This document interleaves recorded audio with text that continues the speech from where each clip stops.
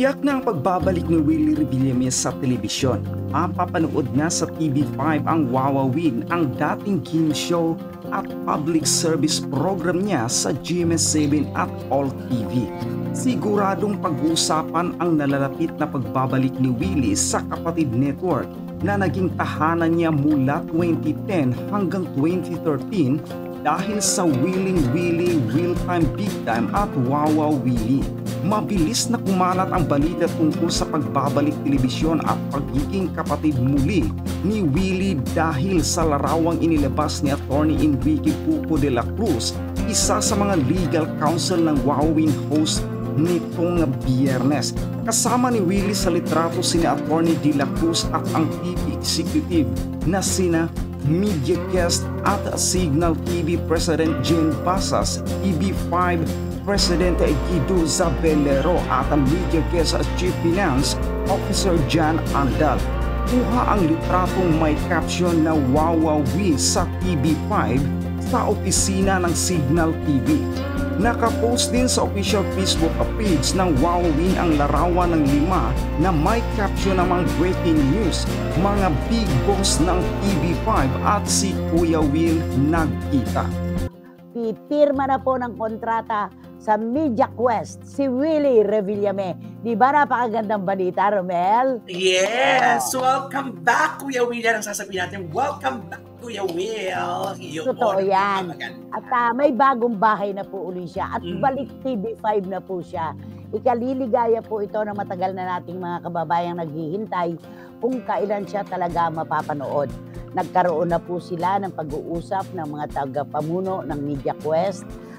Kailangan na lang pong busisiin pa ng kaunti ang kontratahan at ang time slot. Yun na lang ang hindi pa na pag-uusapan. Pero yung pagpirma ng kontrata sa Media Quest, yan po talaga namang 99.9%.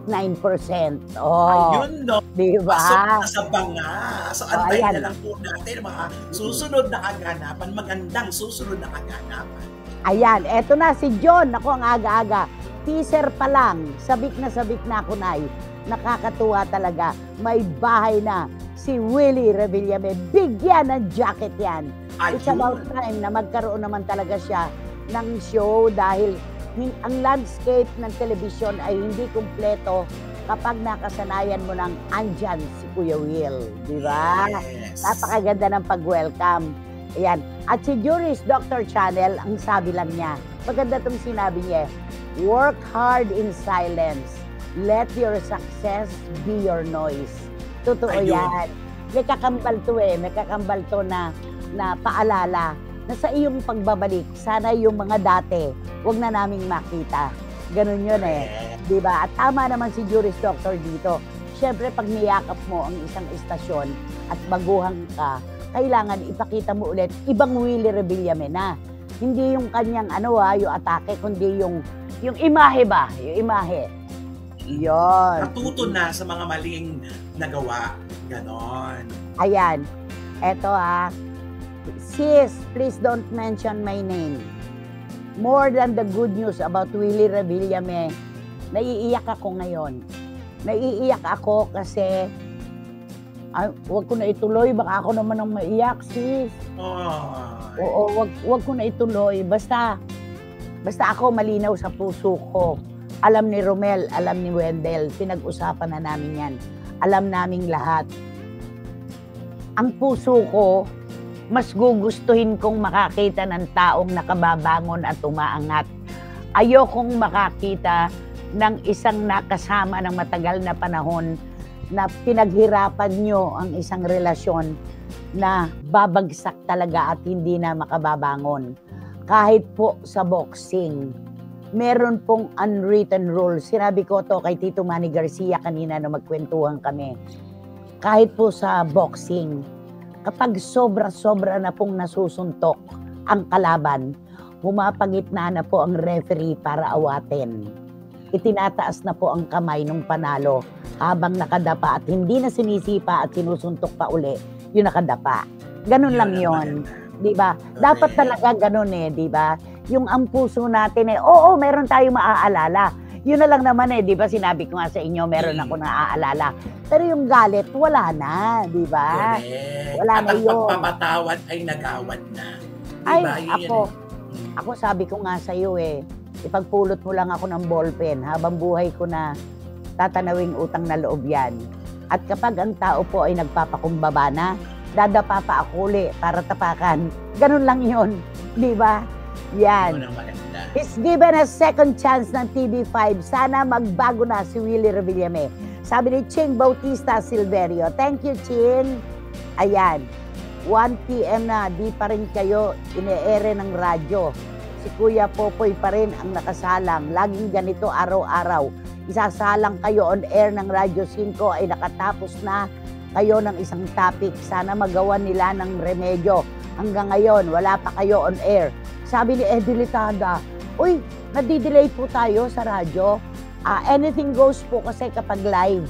Pero sino ba naman ang may gusto na hindi maging simul ang palabas sa telebisyon at ang pakikinig ninyo sa radyo? Konting tiis lang, Eddie Litada, dahil kasi nakakaroon talaga ng mga ganyan na pangyayari na hindi natin talaga maiiwasan. Okay. Sana naman magbagong image ng si Kuya Will. Sana magtuloy-tuloy na ang pagbabago niya. And let bygones be bygones na kay Nanay and Kuya Will. Masaya ako sa inyo, Nay. Si Nanay ko pa, madaling magpatawad. Boy, si Karagay, maraming salamat sa iyo. At siya nagpadala sa akin ng mensahe kanina. Pasensya ka na, ha? Napakaganda talaga ng mensahe mo. Pero kung itutuloy ko, may bibikig na sa lalamunan ko. Pasensya ka na, pasensya ka na. Okay. Willie, ngayong may bahay ka na uli at sana naman behave ka na, sabi ni Tita Nene Olanday. At sana maalis na ang pagkamainitin ng ulo mo. Bagong imahe ka na sana. Naaalala ko yung sinasabi ni Ate Siena Olaso, si Boss Siena, ang mananatiling paborito at dakilang bayani ng mga kabataan dahil sa Batibot. Willie, host ka. Ako ang bahala sa mga staff mo. Ako magsasalita, hindi ikaw. Ganon. Tama naman yun di ba? Oo. Hay nako. Eto pa, sabi ni, oy, Agachu! Anak, maraming salamat sa pagte-text mo. Ang tagal mong nawala. Namimiss na kita. Nanay, enjoy the long vacation for recharging. Maraming salamat. Ikaw din At eto pa, sabi ni Marichu, Formasyon Espiritu, sana naman po na ayusin na ni Kuya Will ang pakikitungo sa mga katrabaho niya. Bumawi sa pagkakataong muling ibinigay sa kanya ng TV5. Thank you, Marichu. Thank you so much. Ayan. At sabi ni Wating Wating, nairamdam ko yung puso mo para kay Kuya Will. You don't need to talk. You don't need to explain. Congratulations, Kuya Will. Wating-wating ng London, maraming salamat. Pati sa mensaheng ipinadala mo para kay Mayor Nina Jose Quiambao, pinadala ko sa kanya at nagpapasalamat sa iyo. Ayan. Ako sumisinggot-singgot ako, no? Kasi, alam mo, nagsumbong na naman ang aking puso sa aking mata. Di ba? Nakalabit nakalabit ang puso mo. Bakit gano'n, Bakit nga ba gano'n, Pagkakaroon kayo ng sigalutan, mga tao lang kayo na hindi nakakapigil paminsan-minsan. Pero kapag pinaghirapan mo talaga at minahal mo ang isang tao, at pinaghirapan din niya ang relasyon at minahal ka rin, ang dali-dali ng pintuan ng puso para buksan. Di ba? Napakaganda. Sa araw ng Miyerkules Santo, napakaganda. Palagay ko kahit hindi Semana Santa, wala namang pagbabago. Di ba? Walang pagbabago. Ganun pa rin yung puso ko. Sabi nga, may isang anak-anakan ako. Hindi ko na babanggitin kung ano ang pangalan. Pero nasa Japan po siya ngayon, nagbabakasyon. Ikaw, sabi niya, ikaw, ang dali-dali mong lokohin. Ang dali-dali mong magpatawad kahit sinaktan ka na ng todo. Ganon na lagi niya sinasabi sa akin. Ay nako, magkakaiba po talaga ang ating puso nang tayo ay lalangin ng Panginoon. Magkakaiba. Yes. Magkakaiba talaga. Okay? Sabi ni John, nanay naman Miyerkules Santo, nag-aayos ako ng mga dadaling kong damit. Pinaiiyak mo naman ako Maraming salamat, John. Thank you. Sabi ni Tita Nene Olanday, Tita, pagsaludo sa iyo. Napakalambot ng iyong puso at madali kang magpatawad. Tita Nene, lahat po tayo, meron pong bahagi ng puso natin na malambot talaga. Tumitigas lang po kapag napipitik at nasusuntok. Pero pansamantala lang yon. Hindi na po kailangan lagyan ng posporo at tinidor para lumambot na gaya na nilaga. Di ba? Yon. Ang nanay namin, pusong mamon. Knowing you, ang pagpapatawad po ay di malayo sa puso nyo. May malawak na espasyo sa mga taong matagal naging bahagi ng buhay mo. I love you, Nanay. Nako, Dan Clavesillas, maraming salamat. Nay, may bikid po sa inyong lalamunan. Isa po si Kuya Will sa hindi mo talaga may tatapon. Yakap po, Nanay. Aminado naman ako, Lara May Abrigo, di ba? Aminado ako na may mga tao po talagang ipinanganak na sadyang nilalang din para makasama natin, di ba? Inaabot natin ang ating mga kamay sa maraming tao. Meron po tayong inaabot na kamay na pinipisil po natin ng mahigpit para angkinin na atin. Meron ganun di ba? Meron yung hello, hi, hello. Pero meron yung pak, hello. Di ba? Naglalak yung kamay, tapos may wave, gano'n. Totoo yun. Yun yung alam mo na iyo siya. Di ba? Yung ay magandang ari. Iyo yun, di ba? Sa wakas daw, on air na tayo sa radyo. Ayan, ang kilala po namin ng puso mo, Nanay, napakalambot. Go lang, Nay. Ang mahal niyo po ay mahal din namin. Yan naman ang gusto ko sa mga CFMers, di ba? Yung extension po ng inyong pagmamahal sa mga taong mahal namin ni Romel, sobra-sobra po. At kami nagpapasalamat ng todo-todo talaga. Maraming salamat. Ayan. Nay, what if dumalaw si Willie Revillame sa CFM? Si EP, Bon Belinario ang nagtanong. Unang-una, Bon, hindi atin ang istasyon. Ikalawa, yung iba nga, mas matitindi pa nga ang nagawa sa atin, pero pinagbubuksan natin ang pintuan. Ang tao pa kaya na nakaukit na sa puso natin ang hindi. Di ba? Yun. Natandaan mo yung sinabi ko sa'yo, Nay, di ba? Isang araw, di ba? Sinabi ko sa iyo, di ba? Isang araw na, di ba? Mag-cross na ang inyong landas, Kuya Will. Sinagot ba kita? Hindi ba hindi ako kumibo? Di ba meron ko, pero di ba kayo ni Barikutot, may itinatanong kayo sa akin na hindi ko sinasagot? Di ba? Pero meron din kayo tinatanong sa akin na sinasagot ko. Correct. Malayo mangyari, mga ganon, di ba? Hindi pa kasi handa ang puso kapag ka ganon. Ayan. Sabi ni Randy Balaguer, Senator Raffy Tulfo, Nanay Christopher Min, Tito Vic and Joey, Willie Revillame, pag hindi pa naman inayos ng TV5 ang reception, digitalization, at content ng TV5, ewan ko na lang talaga, panalo na kayo. Sabi ni Randy Balaguer ng 16 cent coffee. Maraming salamat, Randy. Eto,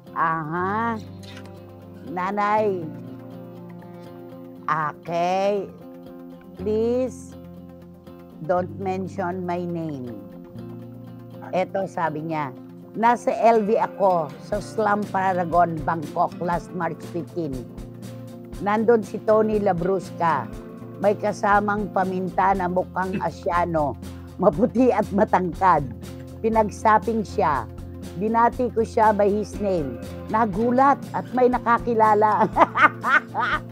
Alam nyo, ibang klase talaga ang mga Pinoy, ano? Isipin mo, lalabas. Pati lugar inano sa atin, di ba? Ramdam ko ang bikig sa pananalita mo, Ate Teng. Pinipigil mong bumigay ang luha mo. Ikaw ang tanging ina ng CFMers at SNNers. Mahal ka namin. And we love you back, Tita Julie Paras. Maraming salamat. Thank you. Tito Ronald Constantino, inirerespeto nating kapwa kolumnista. You have a forgiving heart. You truly love Willie. Tito Ronald, hindi po nagkakalayo ang puso natin. Pareho po nating mahal si Willie. Alam ko po yan. Ramdam ko po kayo. Mahal na mahal nyo rin si Willie. Salamat po at mag-iingat po kayo palagi. Thank you.